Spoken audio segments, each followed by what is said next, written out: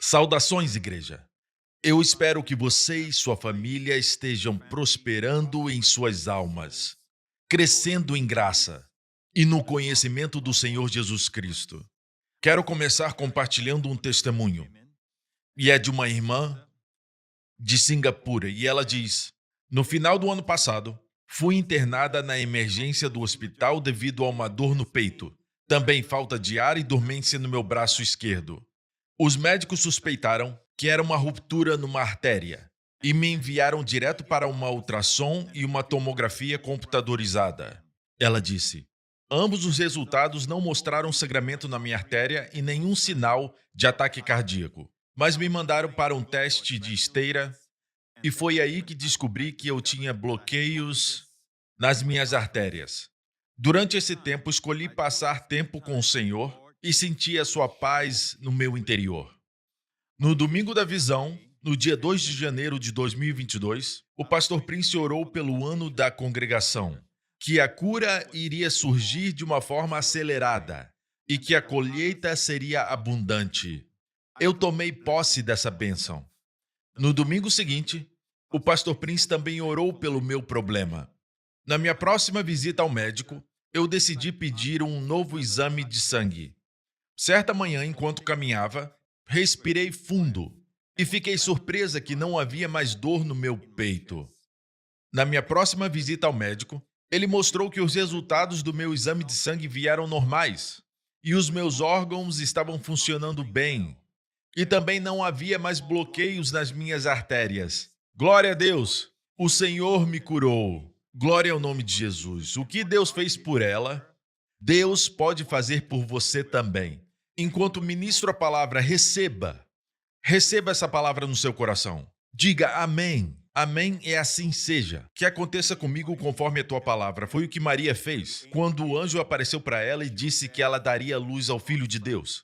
E ela disse que aconteça comigo conforme a tua palavra. É o que Deus quer, um amém, que você concorde. Deus nunca força uma bênção sobre nós. Deus quer que concordemos com Ele. E concordando, estamos estabelecendo isso nas nossas vidas. Quero compartilhar algo que o Senhor tem colocado no meu coração por várias semanas. Já compartilhei um pouco com meus líderes. É uma palavra rema, uma palavra para essa estação da nossa igreja. E é uma palavra específica para a geração Benjamim. É sobre a tribo de Benjamim em um momento em que estavam cercados por inimigos. Eu vou ler para vocês o texto agora. Em 1 Samuel 13, os filisteus reuniram-se para lutar contra Israel, com 3.000 carros de guerra, 6.000 condutores de carros, e tantos soldados quanto a areia da praia. Eles foram a Micmas, a leste de Bet-Aven, e lá acamparam.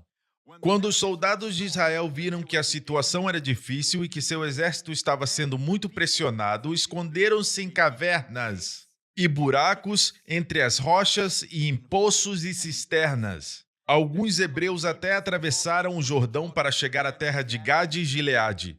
Saul ficou em Gilgal. Saul foi o primeiro rei de Israel e ele era da tribo de Benjamim. Saul ficou em Gilgal e os soldados que estavam com ele tremiam de medo. Foram 600 homens que ficaram com Saul. Eles o seguiram, mas com medo. O resto da tribo de Benjamim e o povo de Israel se esconderam, entraram em cavernas, entre rochas e em poços, e alguns deles desertaram para o lado dos filisteus. Foi um momento terrível para Israel. E nesse momento, o primeiro rei de Israel era Saul.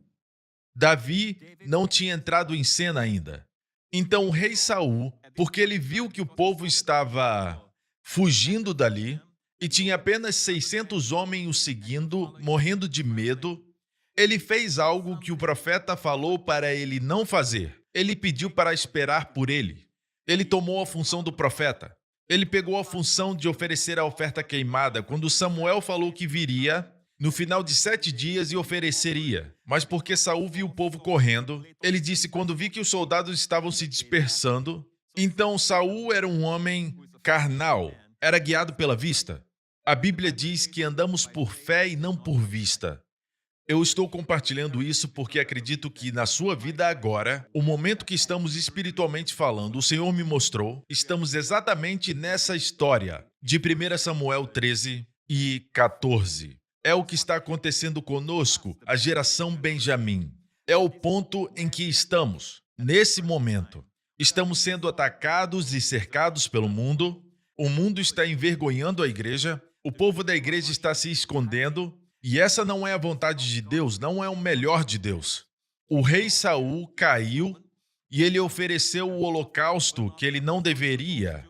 E exatamente no 7º dia, enquanto oferecia o holocausto, Samuel, o profeta, chegou. E Samuel disse: Você não esperou no Senhor, você não obedeceu o mandamento do Senhor. O reino será tirado de você e será dado a outro, e sabemos que foi Davi. Existe algo sobre a carne, ela não quer esperar no Senhor. A carne quer fazer algo e fazer rápido. A carne sempre quer fazer algo para se ajudar, até mesmo algo para ajudar a Deus. Mas esperar, nunca. A carne detesta isso. Esperar no Senhor. Ser paciente e dizer para si mesmo: fique firme e veja o livramento do Senhor. Isso é algo que a carne acha difícil. E foi isso que aconteceu com Saul.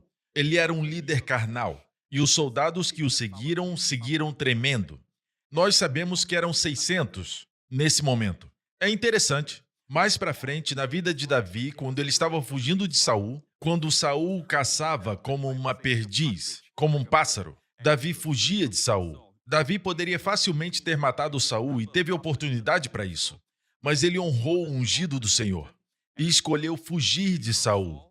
E Davi fugiu com 600 homens, o mesmo número de homens, mas esses homens se tornaram poderosos. O líder que você segue vai determinar o tipo de pessoa que se torna diante do Senhor. Se é um líder que adora ao Senhor, que teme o Senhor, que honra o Senhor, você vai ser o mesmo tipo de líder que vai adorar ao Senhor, centrado em Cristo.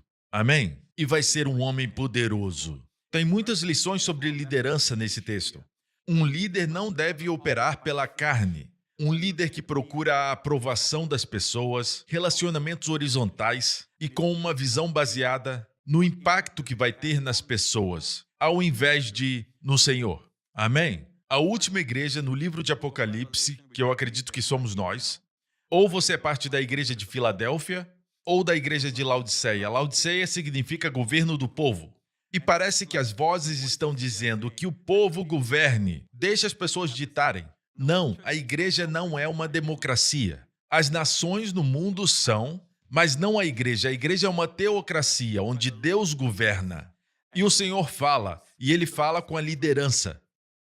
Assim o Senhor guia a igreja. O Senhor nos dá sinais e maravilhas, milagres, demonstração do Espírito de poder, se o povo estiver alinhado com ele. Assim como a eletricidade não pode fluir sem ter o conduíte certo. Ela não pode fluir pela borracha, mas flui através do cobre.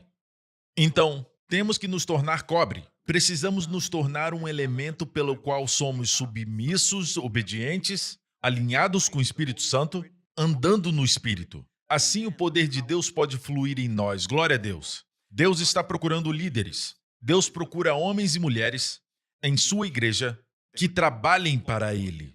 E aqui vamos aprender como fazer isso, porque vamos descobrir que um deles realmente realizou façanhas. Só ele e o seu escudeiro.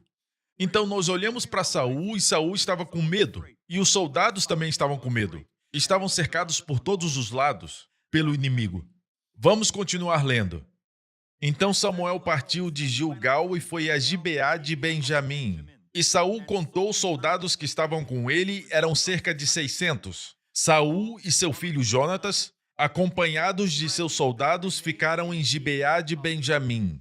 Gibeá de Benjamim era a capital da tribo de Benjamim. E o lote tribal, como vemos nesse mapa aqui, podemos ver as 12 tribos. Esses eram os territórios atribuídos às 12 tribos. Olha para a parte verde, era onde Benjamim estava, uma área pequena, mas foi o que foi dado à tribo de Benjamim. Mas apesar de ser pequeno, eles na verdade tinham a cidade de Jerusalém. Nessa época, Jerusalém não estava sob o domínio israelita, estava com os jebuseus. Davi mais tarde conquistaria Jerusalém e a tornaria a capital. Mas agora o primeiro rei, Saul, estava em Benjamim e a capital era Gibeá. E a Bíblia diz que os filisteus estavam acampados em Micmas. Se olhar para o mapa, vai ver Micmas ali, ao norte de Gibeá. Isso foi o quão perto os filisteus chegaram de Gibeá, a capital da tribo de Benjamim. Ao sul de Benjamim estava Judá. Ao norte de Benjamim estava a tribo de Efraim. Mas não esqueça, tudo girava em torno de Benjamim, porque o rei de Israel governava dali, de Gibeá, em Benjamim. Os inimigos chegaram perto. A Bíblia diz que eles o cercaram por todos os lados. Se olhar para o texto, ele nos diz: uma tropa de ataque saiu do acampamento filisteu em 3 divisões. Uma foi em direção a Ofra, nos arredores de Sual. Outra divisão foi para Bet-Oron. E a terceira para a região fronteiriça de onde se avista o vale de Zeboim, diante do deserto. Temos Ofra, Bet-Oron e Zeboim. Olha para o mapa de novo. Foi por onde os inimigos entraram para atacá-los, cercá-los. E a Bíblia diz que uma tropa de ataque saiu do acampamento dos filisteus para tirarem a sua comida, roubá-los e tomar a sua herança. São 3 áreas: Bet-Oron, Ofra e Zeboim. Observe que eles estavam cercados por todos os lados, por 3 lados. E na parte do sul, Jerusalém não estava sob seu comando, estava com os jebuseus. Estavam literalmente cercados por inimigos. Inimigos vindo do oeste, do norte e do leste. Estavam cercados. A Bíblia diz que o povo tremia, estava com medo, se esconderam em cavernas e alguns desertaram para os filisteus. Isso é como a igreja hoje. O Senhor me deu essa passagem e me disse: a igreja está com uma mentalidade de vítima, está esperando sofrer, esperando ser perseguida. Não estão esperando a vitória de Deus. O tipo de vitória de Deus. Porque tem uma vitória que a carne quer alcançar com a armadura da carne. Você não pode vencer a carne com a armadura da carne. Não pode usar a carne para superar a carne. Não pode usar métodos mundanos para vencer o mundo. Não pode usar os instrumentos do diabo para derrotar o diabo. Tem que ser da forma de Deus, amém? A Bíblia diz: não por força nem por violência, mas pelo meu espírito. Talvez na sua vida agora você está vendo vários tipos de problema vindo de todos os lados. Para onde olha, novos problemas vêm. Novos filisteus estão te cercando e de vez em quando eles invadem, roubam algo de você, sua saúde, roubam o seu relacionamento com seus filhos, roubam o seu relacionamento com o seu marido ou com a sua esposa, ou com seus amigos. Eles te roubam a paz. Amigo, lembre-se disso, os filisteus estavam na terra de Israel. Não pertenciam lá, eles vinham de uma ilha que naquela época era chamada de Caftor. Hoje é a ilha de Creta. É de onde eles vieram. Essencialmente, eles eram gregos, certo? Eram gregos. Eles vieram daquela ilha pelo Egito. E em vez de cruzar o Rio Jordão, que representa nascer de novo, amém, morrer para si mesmo na cruz e ressuscitar em Cristo do outro lado, o Rio Jordão representa isso. Em vez de cruzar o Rio Jordão, como o povo de Israel fez, quando Deus os tirou do Egito, passaram pelo deserto e Deus não queria que eles passassem 40 anos ali, não queria que eles ficassem vagando por ali. Deus queria que eles entrassem na terra prometida mais cedo, não depois de 40 anos. Mas levou esse tempo porque eles se rebelaram contra Deus, não confiaram em Deus, se tornaram incrédulos, até que aquela geração morreu durante os 40 anos. E eles vieram para a terra prometida como? Não pelo caminho da costa, como os filisteus, perto do mar Mediterrâneo. Eles passaram do outro lado, onde nos dias atuais é a Jordânia. E foi Josué que levou o povo para a terra prometida. Atravessando o Rio Jordão, isso representa a morte para si mesmo e a ressurreição em Cristo, representado pelas 12 pedras que foram tiradas do meio do Rio Jordão e as 12 pedras que foram tiradas do outro lado e colocadas no rio. As pedras representam o povo de Deus, as 12 tribos de Israel. Mas hoje somos nós. na morte de Cristo, porque o Rio Jordão significa morte, a morte na cruz. Amém? Fomos crucificados com Cristo. O nosso eu antigo morreu, crucificado. O velho homem acabou na cruz. Aquela parte de você que gostava de pecar, aquela parte que estava sempre frustrada, temperamental, aquela parte que não acredita em Deus, que odeia Deus e as coisas de Deus. Essa parte foi crucificada na cruz e um novo homem ressuscitou em Cristo. Amém? Você atravessou para o outro lado, representado pelas 12 pedras.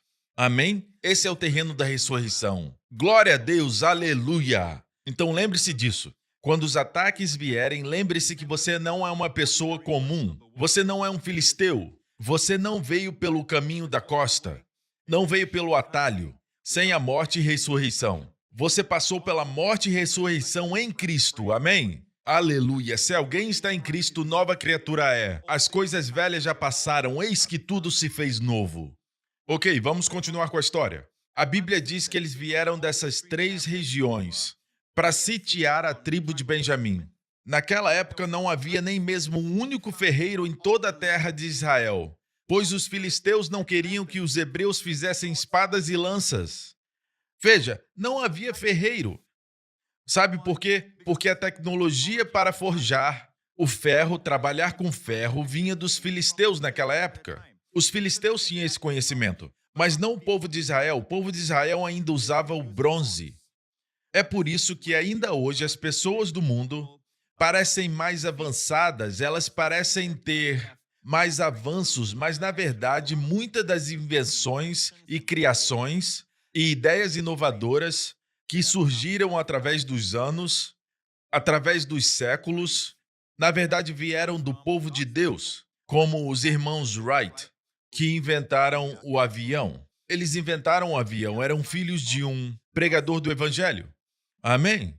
Eles eram crentes, glória a Deus. Gutenberg era um crente. Amém? Foi quem inventou a primeira máquina de impressão.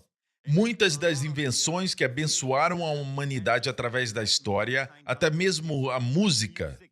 Músicas lindas vieram todas de crentes. Amém? Até escolas foram fundadas por crentes. Aleluia! Amém? Na verdade, eles começaram como centros para aprender de Deus e os seus caminhos. Aleluia! E depois, a educação e todos os assuntos da vida. Glória a Deus! Então, aqui descobrimos que muitas invenções vieram da igreja ou do povo de Israel, o povo judeu. É claro que tem invenções em outros lugares, não estou dizendo que não tem, mas grande parte delas vieram desses 2 grupos. Amém? Então, nessa época, em Israel, ao redor da tribo de Benjamim, na verdade em todo Israel, naquele momento da história, ninguém tinha uma espada ou uma lança. Não tinham armas feitas de ferro. Eles só tinham armas como Eude, certa vez, ele fez para si mesmo uma espada de 2 fios de bronze, que ele usou para matar o inimigo. Israel não tinha nenhuma espada ou lança de ferro.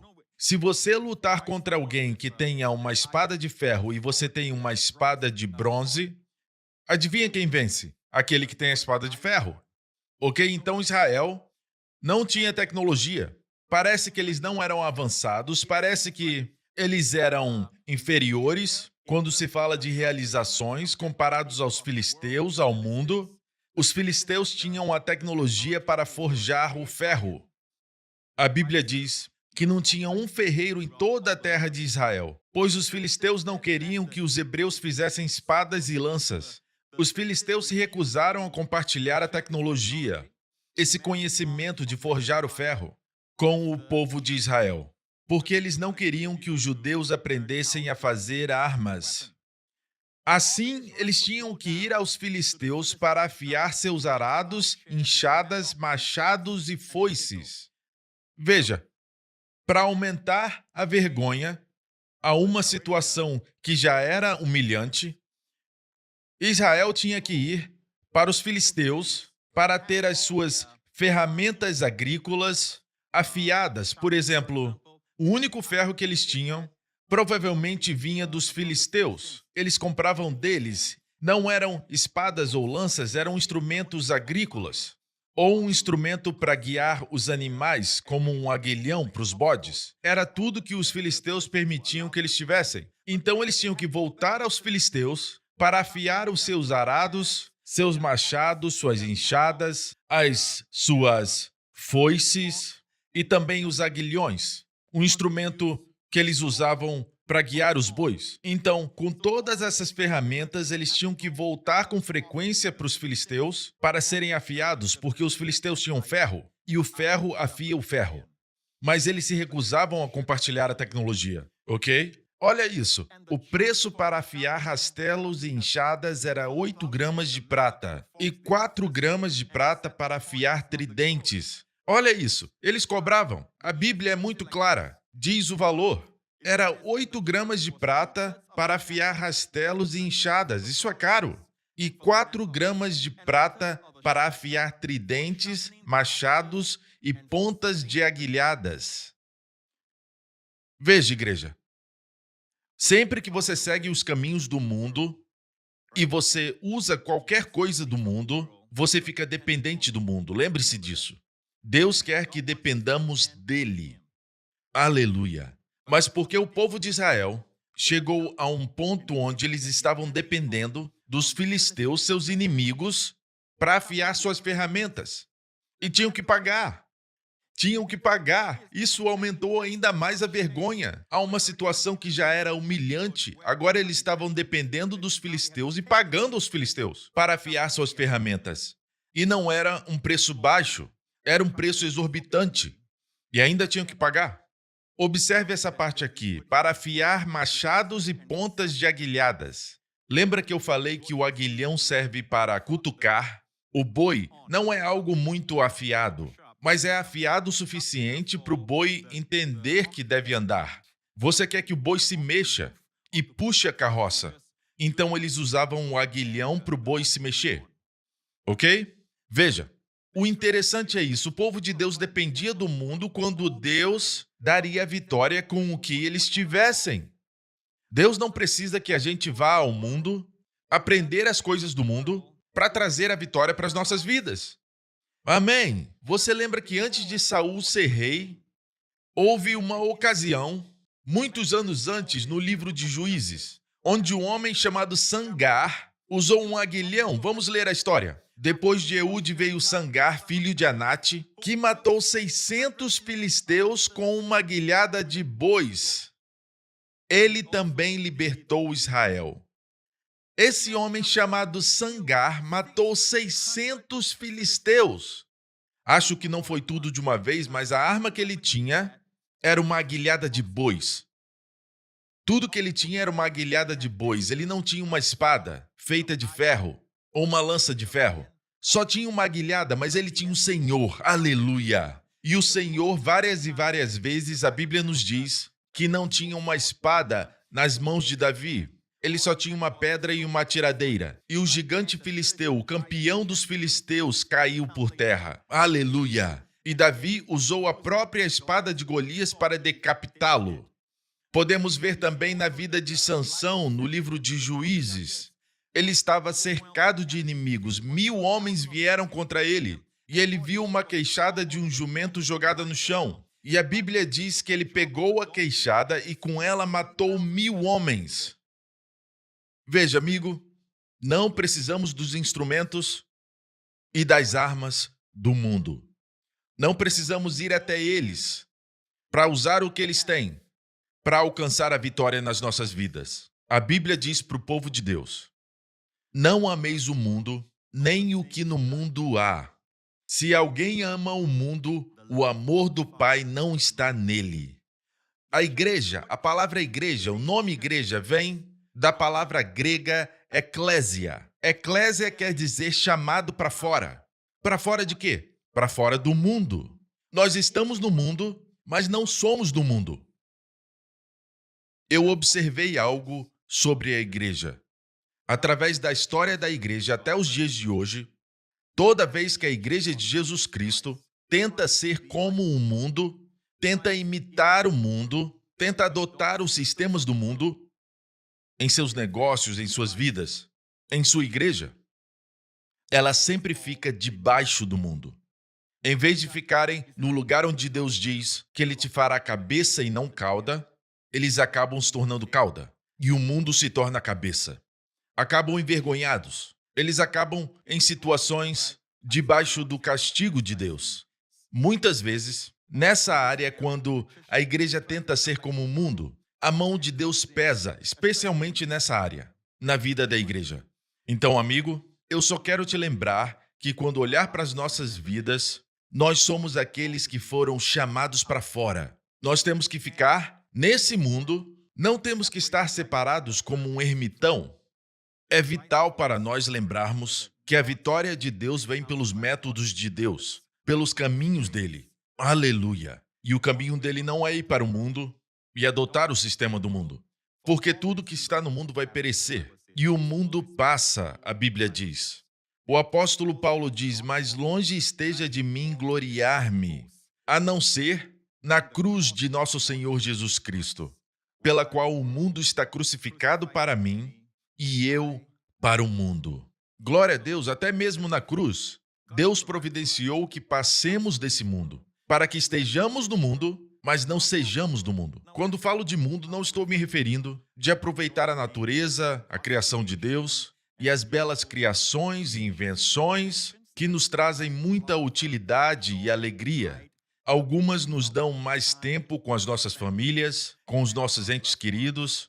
Tudo isso é bom, glória a Deus. Mas as coisas que são do mundo, mas aquelas coisas que causam a concupiscência da carne, a soberba da vida, a concupiscência dos olhos, geralmente envolve pecados sexuais ou até mesmo tentar ganhar muito dinheiro. Em vez de Deus ser a sua busca, Jesus ser a sua ocupação. Em vez de tentar conhecê-lo mais, você está correndo atrás de coisas do mundo. Mas o mundo só tem isso para oferecer. E isso é perigoso, porque no deserto, essas foram as 3 áreas que o diabo tentou Jesus: a concupiscência dos olhos, concupiscência da carne e a soberba da vida. O mundo glorifica o orgulho, mas Deus glorifica a humildade. A Bíblia diz: "Humilhai-vos, pois, debaixo da potente mão de Deus, para que a seu tempo vos exalte." Não podemos ser uma igreja mundana. Ser mundano não é uma questão de vestimenta, as roupas que você veste, ou sua aparência. Amigo, isso não tem nada a ver com o mundo. O mundo é a concupiscência da carne, a concupiscência dos olhos, tentar fazer muito dinheiro, essa é a sua busca na vida, e tentar ganhar rápido. O orgulho, a soberba da vida, tudo isso é do mundo. E qualquer coisa, qualquer invenção que venha do mundo que te dá essas coisas, você sabe que é do mundo. São os filisteus, tentando invadir a sua vida para roubar a sua herança, porque Deus te colocou no lugar mais alto que o mundo. O Senhor teu Deus te exaltará sobre todas as nações da terra, e todas essas bênçãos virão sobre ti e te alcançarão. A primeira coisa que ele faz, antes de as bênçãos te alcançarem, é te exaltar. E isso serve para nós. A promessa para o povo de Israel, em Deuteronômio 28, é a nossa realidade. Estamos assentados em Cristo nos lugares celestiais e somos abençoados com todas as bênçãos espirituais nos lugares celestiais em Cristo. Glória a Deus! E essas bênçãos espirituais são sabedoria que se transforma em coisas materiais também. E espirituais não quer dizer que são apenas coisas celestiais. Não, são bênçãos espirituais, porque tudo que você viu que o povo de Israel tinha, até mesmo no natural, tudo que acontecia com eles, que os fazia andar em favor e prosperidade, era por causa da bênção espiritual. A sabedoria, por exemplo, ou a bênção de favor espiritual, ou o poder espiritual para obter riqueza, que está em Deuteronômio 8:18. Tudo isso está na Bíblia. Deus não disse eu te dou riqueza, ele disse eu te dou a capacidade.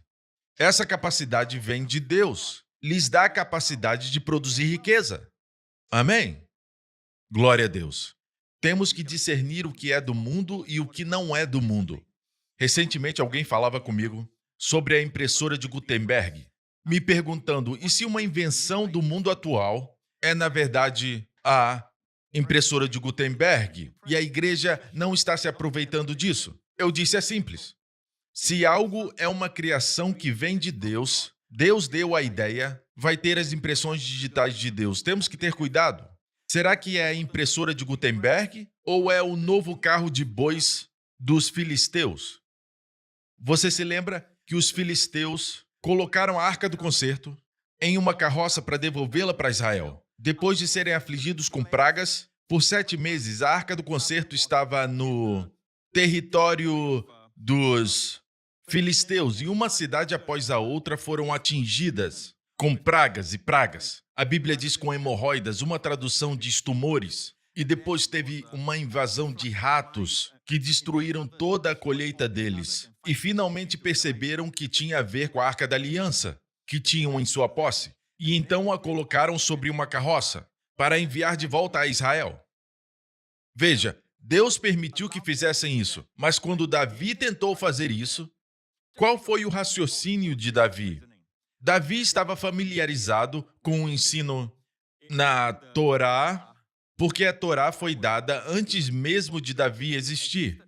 Davi sabia que só os sacerdotes, os levitas, podiam carregar a arca nos seus ombros. Mas Davi talvez pensou, nada aconteceu com os filisteus, quando eles usaram o carro de bois para levar a presença de Deus. Era algo espiritual, a presença de Deus. Mas a carroça é do mundo. E a carroça era algo que podia acelerar e facilitar as coisas. Você, na verdade, podia ganhar tempo usando a carroça ao invés dos levitas carregarem a arca. Quanto tempo levaria para chegarem em Sião, de Kiriat Jearim? Então Davi pensou, o ano do descanso e aceleração. Os levitas podem descansar e a carroça pode acelerar as coisas. Que maneira de trazer a presença de Deus! Mas não, resultou em morte. Quando os filisteus fizeram, ninguém morreu, porque eles não sabiam da verdade. Quando o povo de Deus fez, houve morte. A morte veio a alguém chamado Uzá. A Bíblia diz que todas essas coisas que estamos falando do Antigo Testamento são tupos. Em 1 Coríntios 10, 11 diz, ora, tudo isso lhes sobreveio como figuras, tupos, tipos, e estão escritas para aviso nosso para quem já são chegados os fins dos séculos. A palavra figuras é tupos, tipos. Os filisteus são tipos. Hoje não lutamos contra pessoas. Os filisteus nas escrituras para nós hoje são um sistema de pensamento, um sistema mundano. É um sistema do mundo que estamos tentando adotar. Esses são os filisteus. E estão tentando invadir a igreja. Estão tentando dominar a igreja. Estão tentando implementar o seu sistema de valores em nossos filhos, em nossas vidas e até mesmo na igreja. Querem administrar a igreja. E a igreja se torna como a igreja de Laodiceia. Eu quero fazer o que eu sinto que é certo. Quero me certificar que sou eu que decido e não Deus. Não Deus. É a igreja de Laodiceia. Mas queremos ser como a igreja de Filadélfia. A igreja que tem um pouco de força, mas seguram firme no nome de Jesus. Amém? Amigo, se você quer a vitória, como Isaac. Isaac é um bom exemplo de, sendo filho de Abraão, ele representa todos nós. Somos semente de Abraão, a Bíblia diz. Se vocês são de Cristo, são descendência de Abraão. Como Isaac prosperou no ano da fome? A primeira coisa que Deus disse para ele foi, não desças ao Egito. Não desças ao Egito. Isso é importante. Deus disse, semeie nessa terra, a terra que mana leite e mel. Ok? E você vai ser próspero. E a Bíblia diz, engrandeceu-se o varão e ia se engrandecendo até que se tornou muito grande, a ponto de os filisteus o invejarem. Vemos aí 30%, 60% e 100%. Glória a Deus. E os filisteus o invejavam. Seja aquele que os filisteus invejam. Não seja uma pessoa que inveja os filisteus. Glória a Deus. Então eu disse isso.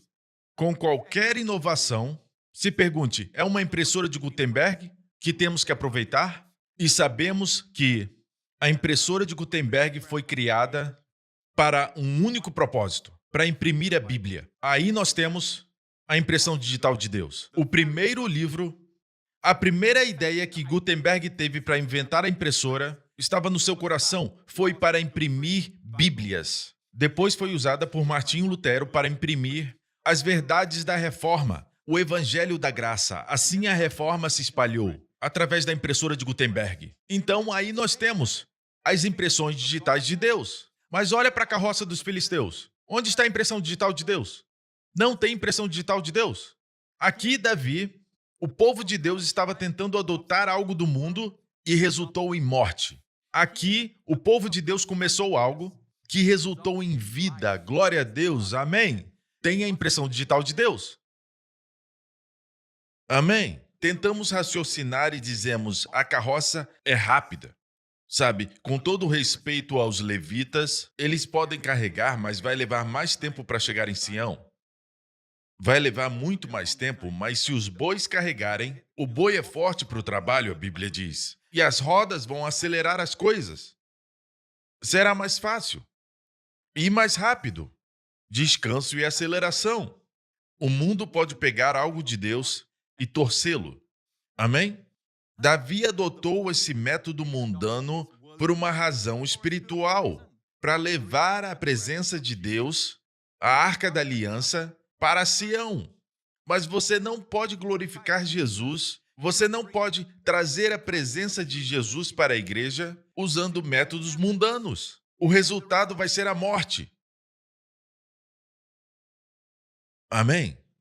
Glória a Deus. Obrigado, Jesus. Amigo, Deus quer que você prospere assim como Isaac, mas a primeira coisa que ele te diz é não desça ao Egito, porque ele quer que você prospere. Ele quer que você prospere. Amém? Então Deus diz, semeie na terra, faça do meu jeito, através do dízimo e oferta, semeadura. Amém? E ele prosperou no ano da fome. É o jeito de Deus. Aleluia! Ainda é a forma de Deus. Glória a Deus. E por que trabalhamos? Porque temos um emprego, trabalhamos como ao Senhor. Não trabalhamos, escute, para enriquecermos. Não trabalhamos para enriquecermos, porque se torna um ciclo de frustração sem fim, um vazio. Amém? Trabalhamos como ao Senhor. Fazemos o nosso melhor. Não importa o trabalho que façamos. Se for um trabalho mais pesado, você coloca asfalto nas estradas, você faz para a glória de Deus, você faz com dignidade e com um sentimento de alegria. Amém? Seja o que fizer, com a graça de Deus você vai prosperar. Essa é a maneira de Deus. Os caminhos de Deus são simples. Deus diz, por exemplo, quando eles vieram aos filisteus para afiar as suas ferramentas, essas mesmas ferramentas foram usadas anteriormente pelos juízes. Sangar usou uma aguilhada de bois. Não precisavam de espadas de ferro dos filisteus. Amém? Um aguilhão. O que é um aguilhão hoje, pastor? O aguilhão hoje representa palavras. O mundo diz que as palavras não importam muito. Paus e pedras podem quebrar meus ossos, mas palavras não me ferem. Não, amigo, as palavras ferem. Amém? Um aguilhão de bois são como as palavras do sábio. Eclesiastes diz, as palavras dos sábios são como aguilhões e como pregos bem fixados pelos mestres das congregações que nos foram dadas pelo único pastor. Sabemos que é o Senhor Jesus. Esse é um verso lindo. As palavras dos sábios são como aguilhões. As palavras dos sábios são como aguilhões. Então, amigo, não despreze a palavra de exortação que você dá ao seu filho, ou a palavra de admoestação e de aviso. A Bíblia diz que Adonias se exaltou. Adonias era o irmão mais novo de Absalão, e Absalão se rebelou contra o seu pai Davi e morreu. Conhecemos a história, mas Adonias depois também se rebelou contra o seu pai quando era velho. E a Bíblia diz algo revelador, que Davi nunca tinha o contrariado nenhuma vez, dizendo, por que fizeste assim?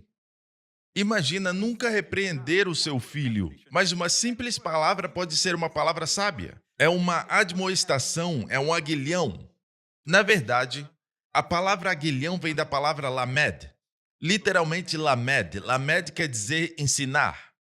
Os talmudim, os discípulos em hebraico é talmudim, vem da palavra lamed. Lamed é ensinar. Amém? Suas palavras ensinam. Você pode dizer, minhas palavras são simples, pastor, eu posso corrigi-lo, mas ele vai continuar fazendo. Não subestime o poder das palavras. Deus ordenou coisas simples que podem derrotar poderosos. Amém? São as coisas simples, a pedra e a funda, que derrubam o gigante. É o pão de cevada rodando pelo arraial dos midianitas, que destrói todas as tendas. É um simples ato de quebrar os cântaros com tochas acesas nas suas mãos que causou a derrota dos midianitas. É a simples queixada de um jumento que destruiu todos os filisteus. Amém? Deus diz: pode parecer simples, mas com a minha bênção você não vai precisar de nada do mundo. Com a minha bênção, você vai prosperar. Faça do meu jeito. Não menospreze as palavras que você fala. Aquele momento que você se senta com a sua família à mesa. Amém? Pequenas palavras. Ore, peça a Deus que te dê as palavras que vão atingir o coração dos seus filhos.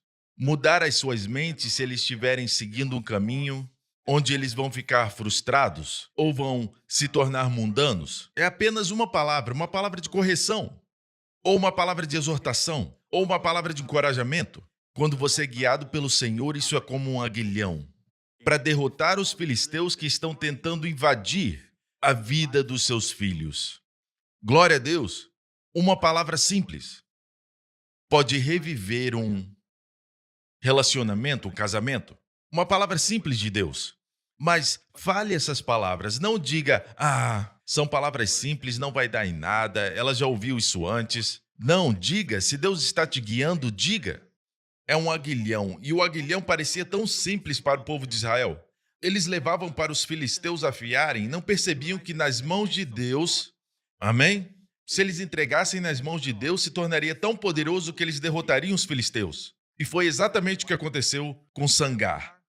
Amém? E também com Débora, na história de Baraque, havia uma senhora chamada Jael. Ela usou um martelo e uma estaca e matou o general do exército que tentava destruir Israel. Um martelo e uma estaca. Amém? Quando Deus falou com Moisés na sarça ardente, Deus disse, eu vou te enviar. Ele disse, Deus, eles não vão me ouvir. Olha o que ele disse. Mas eis que me não crerão, nem ouvirão a minha voz, porque dirão, o Senhor não te apareceu. E o Senhor disse-lhe, que é isso na tua mão? E ele disse, uma vara. E sabe de algo? Você pode ler toda a história no livro de Êxodo, como aquela vara nas mãos de Moisés. O que é uma vara? A vara não é algo vivo. Ela era um galho. Na verdade, a palavra matê também é usada para um galho de videira. Mas quando é cortado e se torna uma vara, está morta. Mas nas mãos de Deus, glória a Jesus, amém?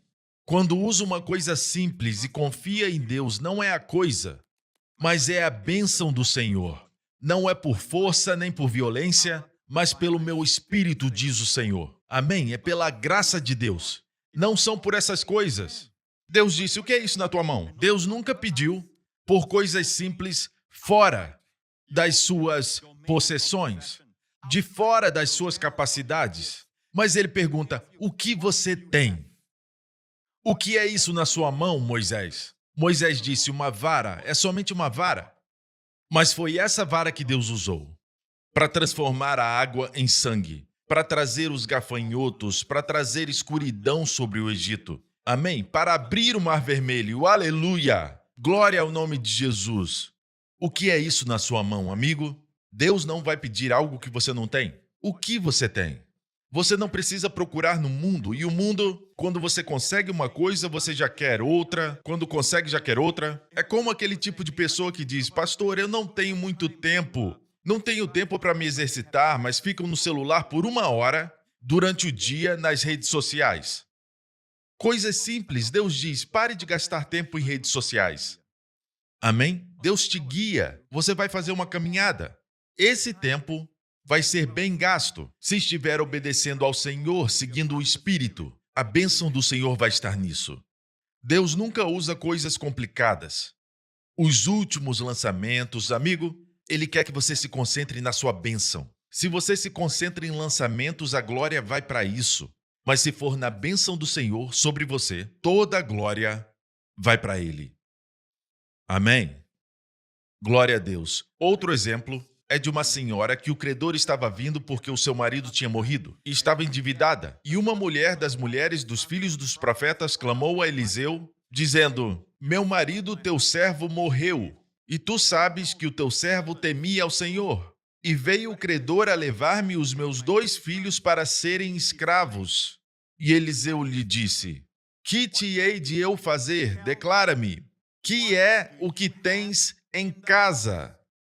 O que é que você tem na sua casa? Deus perguntou a Moisés: O que é isso na sua mão? Aqui, o profeta diz: O que é que tens em casa? Olha o que ela disse. Ela disse: Tua serva não tem nada em casa, senão uma botija de azeite. Não tenho nada em casa, senão uma botija de azeite. Amém? Ah, mas pastor, eu não tenho nenhum dom, sabe? A não ser que eu gosto de ensinar as crianças. Meu amigo, isso é um dom. Ah, mas é um dom pequeno. Não, não é. Ah, eu só ensino na escola dominical, é uma classe pequena. Não, amigo. Esse é um dom que Deus pode multiplicar, Deus pode usar para derrotar os filisteus e trazer glória ao seu nome. Amém? E abençoar multidões. Aleluia. E fazer você prosperar. Aleluia. O que é isso? Na sua mão. O que você tem em sua casa? Meu amigo, não é o que você tem na sua mão, não é o que você tem na sua casa, mas a bênção do Senhor sobre isso. No entanto, Deus usa as coisas que estão em sua posse, coisas que estão ao seu alcance. Amém? Observe a atitude dela sobre aquela botija de azeite. A propósito, essa botija pode enganar. A palavra em hebraico é açúcar. Açúcar é um pequeno frasco de azeite. Ela estava dizendo: Eu tenho um pequeno frasco de azeite. E você sabe que mais tarde ela derramou o azeite em vasos vazios. Foi o que o profeta mandou ela fazer. Pediu emprestado dos vizinhos e continuou derramando. Enquanto derramava, o azeite continuou fluindo. E ela pediu outros vasos, mas foram todos cheios. E o filho disse: Não há mais vasos. Foi quando o azeite parou. O azeite excedeu. O suprimento sempre excede a demanda. Amém? Até o último vaso ser cheio. Aí o azeite parou. Senão continuaria fluindo. Nós limitamos o Santo de Israel, amigo. Mas ele não pode ser limitado. Aleluia. Glória a Deus. Mas tudo começa com pequenas coisas. Começa com pequenas coisas. Lembra de Elias? Ele foi para a viúva de Sarepta e a Bíblia diz que ela disse o seguinte: era um tempo de fome e ele disse: O que você tem na sua casa? A mesma coisa, agora é Elias. Ela disse: Vive o Senhor teu Deus que nem um bolo eu tenho, senão somente um punhado de farinha. Somente um pouco de farinha. Perceba a forma que ela diz. Ela fala somente um punhado de farinha. O que é isso? E um pouco de azeite numa botija. Um pouco de azeite numa botija. E veis aqui, apanhei 2 cavacos e vou prepará-lo para mim e para o meu filho, para que comamos e morramos. Uau! Que atitude! E Elias lhe disse: Não temas, vai e faze conforme a tua palavra. Ela disse: Um punhado, um pouco de azeite. E Elias disse: Faze disso primeiro para mim um bolo pequeno e traze-mo para fora. Depois farás para ti e para teu filho. Um punhado de farinha pode fazer o quê? Um bolo pequeno. Mas ele disse: Depois que você me der o bolo, amém? Existe poder no ato de dar, uma coisa simples. Coisas simples para confundir os poderosos. Amém? A Bíblia diz que o mundo não conheceu a Deus pela sabedoria. Os judeus pedem sinal, os gregos sabedoria, mas nós pregamos a Cristo crucificado. Amém? Poder de Deus e sabedoria de Deus. Aprove a Deus, eu amo isso. Aprove a Deus salvar os crentes pela loucura da pregação. A palavra salvar também é curar, libertar, proteger, prosperar. Amém? Pela loucura da pregação. Você olha para alguém numa cruz e diz: Ele pode me salvar? Foi assim que Deus ordenou. Glória a Deus. Amém? Um simples pedaço de pão e um pouco de suco podem destruir esse tumor no seu corpo. Se estiver tomando em reverência ao Senhor, discernindo o seu corpo, a razão por que ele morreu na cruz, você estabeleceu no coração acreditar? Amém? Você reverencia o que ele fez na cruz? Glória a Deus. Você vai receber a cura. E esse tumor não é nada para esse pedaço de pão, que representa o corpo moído de Jesus Cristo. Amém? A mulher serofenícia disse, mas também os cachorrinhos comem das migalhas que caem da mesa dos seus senhores. E Jesus disse, ó mulher, grande é a tua fé. Ela pediu as migalhas. E essa migalha foi suficiente para expulsar o demônio da sua filha. E ela foi completamente curada. O que você tem em sua mão? O que você tem em sua casa? Pare de olhar para as pessoas e invejá-las e ter ciúme delas. Pare de se condenar, pare de se comparar com as outras pessoas, pare de ficar olhando as redes sociais das pessoas. Elas sempre mostram o melhor, sempre mostram uma fachada. A melhor roupa não mostram quando estão para baixo, elas não postam quando estão passando por um problema e não estão bem, certo? E nós ficamos olhando para redes sociais e olhamos para os dramas que as pessoas estão passando. Estão todas maquiadas, mas nós nos comparamos a elas. Amigo, pare com tudo isso. Amém? As coisas de Deus são prosperidade real, bênção real, real demonstração de poder, verdadeira sabedoria e verdadeiro favor que será concedido a você. Mas a maneira que Deus faz as coisas é usando as coisas simples, coisas fracas para confundir os poderosos, coisas simples para confundir as difíceis, até o impossível. Glória a Deus, aleluia. Vamos voltar à história dos israelitas. E sucedeu que no dia da peleja não se achou nem espada nem lança na mão de todo o povo que estava com Saul e com Jonatas. Porém acharam-se com Saul e com Jonatas seu filho. E saiu a guarnição dos filisteus ao caminho de Micmas. Eu estive lá, em Micmas, e é para aí que o próximo capítulo nos traz. A história de Jonatas. Não esqueça, eles estavam cercados em 3 frentes, e atrás deles estavam os jebuseus. Então eles estavam literalmente sitiados. E tudo que Deus estava esperando é que um homem desse um passo à frente. Apenas um homem para enfrentar o inimigo. Amém? E é isso que era preciso, apenas um homem. E sabemos que esse homem foi Jonatas. E olha o que aconteceu. Sucedeu, pois, que um dia disse Jonatas, filho de Saul, ao moço que lhe levava as armas. Eu acredito que isso é para os nossos tempos, é profético. Deus procura por homens jovens, mulheres jovens. Glória a Deus. E aqueles que são jovens, de coração, glória a Deus. Deus procura jovens. Eu creio que é uma geração onde Deus enfatiza os jovens da atualidade para se tornarem seus campeões. Amém? Eu ia dizer campeões de amanhã, mas amanhã não está em jogo. Jesus está voltando e voltando em breve. Então são campeões de hoje.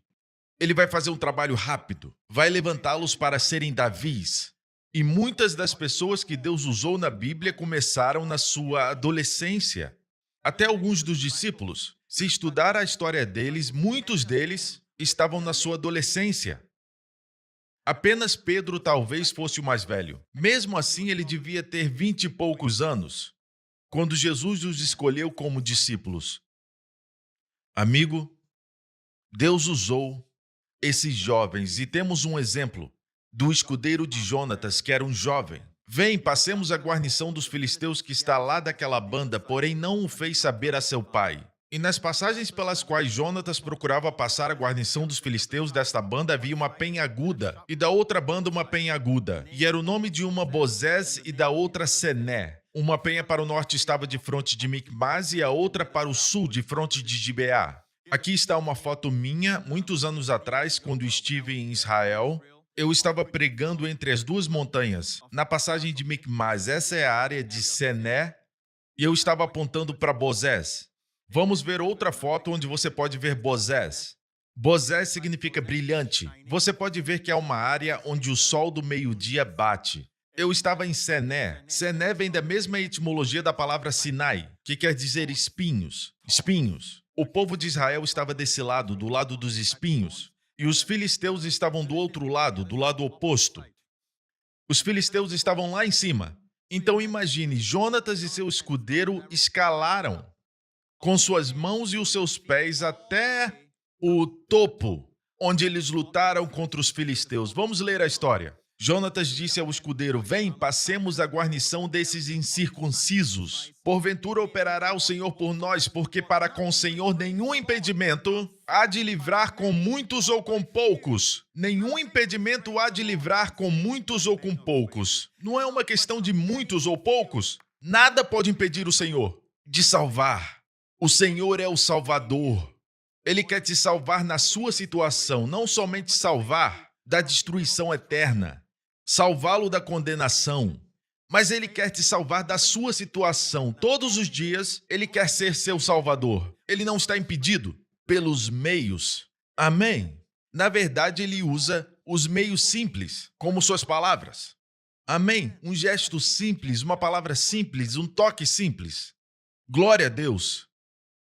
E o escudeiro disse: faze tudo o que tens no coração. Volta, eis-me aqui contigo, conforme o teu coração. É uma lição de liderança. A boa liderança faz as pessoas dizerem: faça conforme o teu coração. Eis-me aqui contigo, conforme o teu coração. Quando você vê um líder que ama a Deus, um líder que flui com Deus, você quer segui-lo. Você diz: faça conforme o teu coração. Eu estou aqui contigo. Eis-me aqui contigo, conforme o teu coração. Foi isso que esse jovem disse para Jonatas. Mais tarde, no mesmo capítulo, quando os filisteus começaram a perder a batalha, foi Jonatas e o seu escudeiro que começaram a vencer, e os inimigos começaram a fugir. E o seu pai Saul, sendo um homem carnal, queria receber a glória, e disse para os homens: vamos atrás dos filisteus. Desçamos de noite atrás dos filisteus e despojemo-los até que amanheça a luz. E não deixemos de resto um homem deles. E disseram: tudo que parecer bem aos teus olhos, faze. Faz o que for bem aos teus olhos, não era sobre o coração. É como se dissesse: faz o que for melhor para você. É como se o povo não tivesse confiança no seu líder. Ao contrário do escudeiro, que tinha total confiança no seu líder. Amigo, você é um líder que inspira as pessoas a estarem com você, amém? A apoiá-lo, porque elas conhecem seu coração. Observe que Jonatas era um líder que andava segundo o coração voltado ao Senhor, amém? Quando fala com seus filhos, é um trabalho difícil, não somente difícil, mas do coração, um trabalho do coração, amém? Você tem que vir do coração, falar do coração, e se falar aos seus corações, vão ouvir. Quando você corrigi-los, deixa eles verem seu coração. Por que você está corrigindo? Deixa eles verem um amor. Amém? Quando fala com seu cônjuge, deixa ele ver seu coração. Tem que ser de coração para coração. Enquanto Saul não era guiado pelo coração. Seu coração o condenava. Agora era um rebelde. E o profeta Samuel proferiu seu julgamento para ele. Percebeu a resposta do povo? Faz o que é melhor para você. Amém? Então vamos ver o que aconteceu. Descobrindo-se ambos eles, pois, a guarnição dos filisteus, disseram: eis que já os hebreus saíram das cavernas em que se tinham escondido. E os homens da guarnição responderam a Jonatas: subi a nós, e nós vô-lo ensinaremos. E disse Jonatas ao pajem: sobe atrás de mim, porque o Senhor os tem entregado nas mãos de Israel. Existe algo que a sabedoria do mundo diz. Na arte da guerra, eles dizem que aquele que comanda o terreno mais alto sempre vence. Essa é a sabedoria do mundo. Quem está em uma elevação mais alta, amém? Vai vencer. Vai vencer a batalha, a guerra. Mas aqui é o oposto. Lembre-se disso antes de buscar a sabedoria do mundo. Amém? Com Deus, às vezes é o oposto. Foi quando eles chamaram Jonatas para subir, que na verdade era uma posição de desvantagem para Jonatas e seu escudeiro. Amém? Mas para eles era um sinal que Deus estava dizendo: quanto mais difícil, amém? Quanto mais os filisteus quiserem dificultar, mais eu simplifico. E vai vencer facilmente. E sabe o que aconteceu? Então subiu Jonatas com os pés e com as mãos, e seu pajem de armas atrás dele, e caíram diante de Jonatas. E o seu pajem de armas os matava atrás dele. E sucedeu esta primeira derrota em que Jonatas e o seu pajem de armas feriram até uns 20 homens. quase no meio de uma geira de terra. Continuando, e houve tremor no arraial, no campo e em todo o povo. Também a mesma guarnição e os destruidores tremeram, e até a terra se alvoroçou. Olharam, pois, as sentinelas de Saul em Gibeá de Benjamim, e eis que a multidão... Lembra que Saul estava em Gibeá, na capital? De Gibeá dava para ver Micmas. Dava para ver os filisteus se reunindo ali, e era como uma grande sombra, como a sombra de uma nuvem. E todos aqueles filisteus estavam correndo de 2 homens. E Saul viu isso acontecer. E a multidão se derramava e fugia, batendo-se. E Saul disse: ora, contai e vede quem é que saiu dentre nós. E contaram, e eis que nem Jonatas, nem o seu pajem de armas estavam ali. E Saul disse a Aías, esse era o neto de Eli, o sumo sacerdote, na história de Siló: traze aqui a arca de Deus. A propósito, a palavra arca aqui é uma tradução que causa alguns problemas, porque nessa época a Arca da Aliança estava em Kiriat Jearim. Você lembra? Mais tarde, Davi traria a Arca de Kiriat Jearim. Então, como é que Saul disse: trazei aqui a Arca de Deus? Na Septuaginta, que é a versão grega, nesse versículo, o grego diz que ele diz ao sumo sacerdote, o neto do sumo sacerdote Eli, ele diz: traga-me o éfode. Era o Urim e o Tumim, as pedras, de onde eles eram orientados. Outras traduções dizem: traze aqui o éfode, porque era Aías que estava vestindo o éfode na época. E sucedeu que, estando Saul ainda falando com o sacerdote, o alvoroço que havia no arraial dos filisteus ia crescendo muito e se multiplicava. E Saul disse ao sacerdote: retira a tua mão. Saul era assim, uma hora ele queria buscar a Deus, outra hora ele dizia: vamos fazer algo sobre isso. Ele não esperava pelo Senhor. Então Saul e todo o povo que havia com ele se ajuntaram e vieram à peleja, e eis que a espada de um era contra o outro.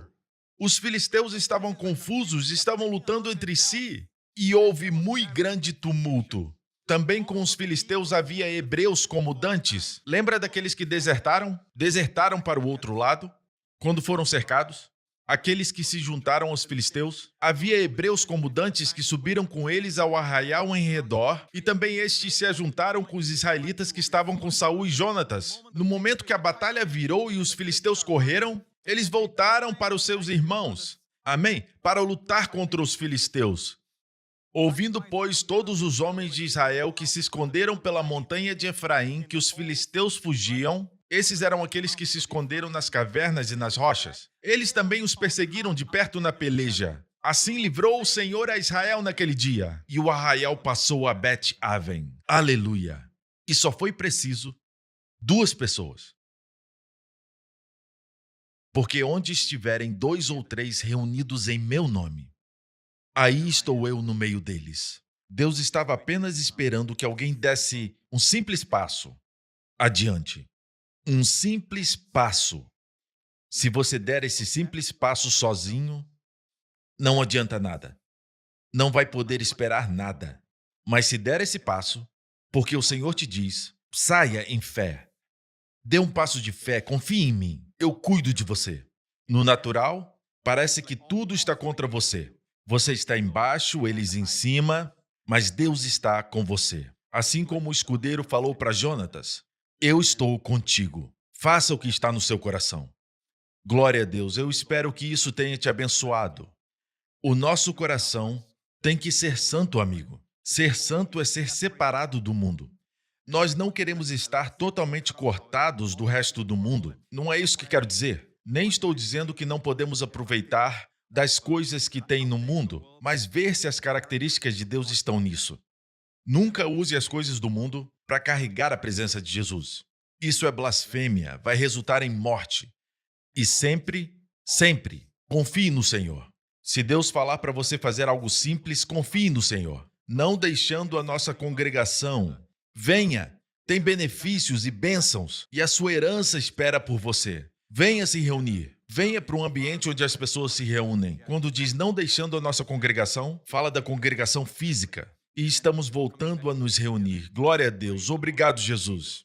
Se você ainda não aceitou a Jesus como Senhor e Salvador, quero te dar essa oportunidade. Onde quer que esteja assistindo, o Senhor está aí, na sua frente. Fale com Ele. de uma forma simples, com palavras simples. Uma oração simples produz resultados poderosos. Diga: Senhor Jesus, eu te confesso como meu Senhor e meu Salvador. Eu creio que morreste na cruz pelos meus pecados, e eu creio que tu ressuscitaste dos mortos quando eu fui justificado em ti.